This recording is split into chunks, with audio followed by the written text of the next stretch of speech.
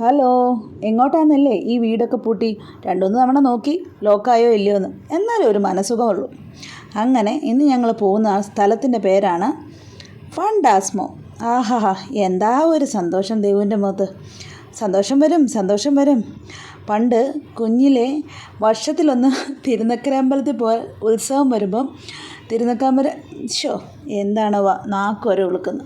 തിരുനക്കര അമ്പലത്തിൽ ഉത്സവം കാണാൻ പോകുന്നതാണ് ഞങ്ങൾക്ക് ഭയങ്കര ക്രേസ്.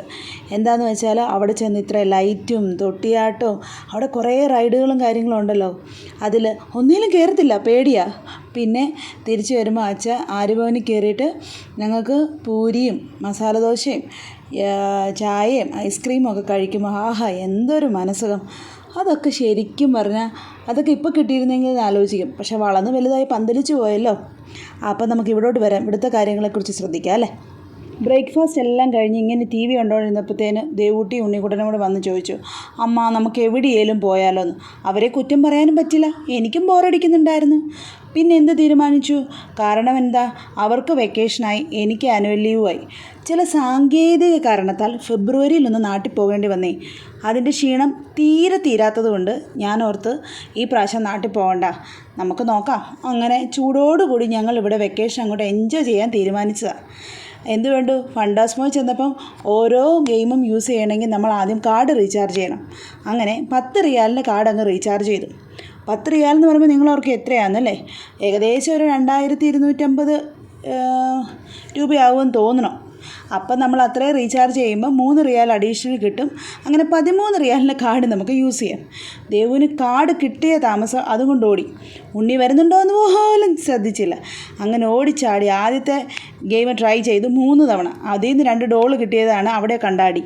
അതിപ്പം ചേച്ചിയുടെ ഇരിക്കുന്ന പെൻഗിൻ തന്നെ മതി ഉണ്ണിക്കുട്ടന്.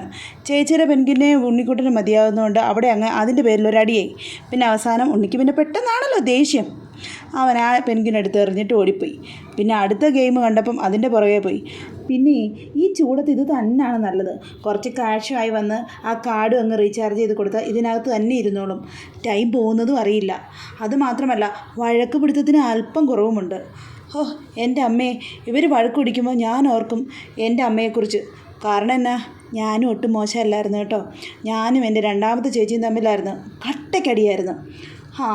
മത്ത കുത്തിയാൽ കുമ്പളം മുളയ്ക്കില്ലല്ലോ അല്ലേ, അങ്ങനെ ആരോ പണ്ട് എവിടെയോ ഏതോ ഒരു പുസ്തകത്തിൽ പറഞ്ഞിട്ടുണ്ടല്ലോ അല്ലേ.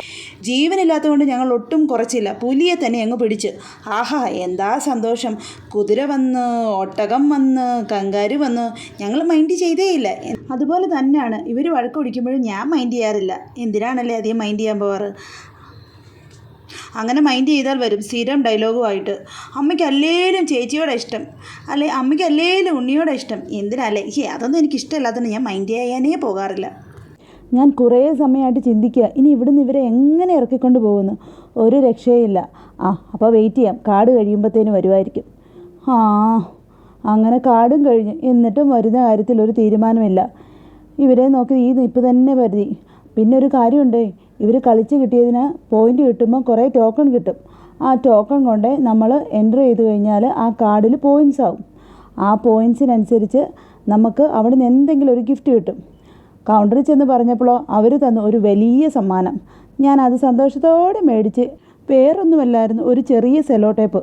ഉള്ളതാകട്ടെ കുഞ്ഞാറ്റമണി കുറച്ച് ക്രാഫ്റ്റ് വർക്കൊക്കെ ചെയ്യുമേ, അതവർക്ക് എന്തെങ്കിലും ഒരു ഉപകാരമായിക്കൊള്ളൂ എന്ന് കരുതി അതും വാങ്ങിച്ച് അവിടെ നിന്ന് ഇറങ്ങിയപ്പോൾ ഞങ്ങൾ കൈ നിറച്ച് സാധനങ്ങളായി.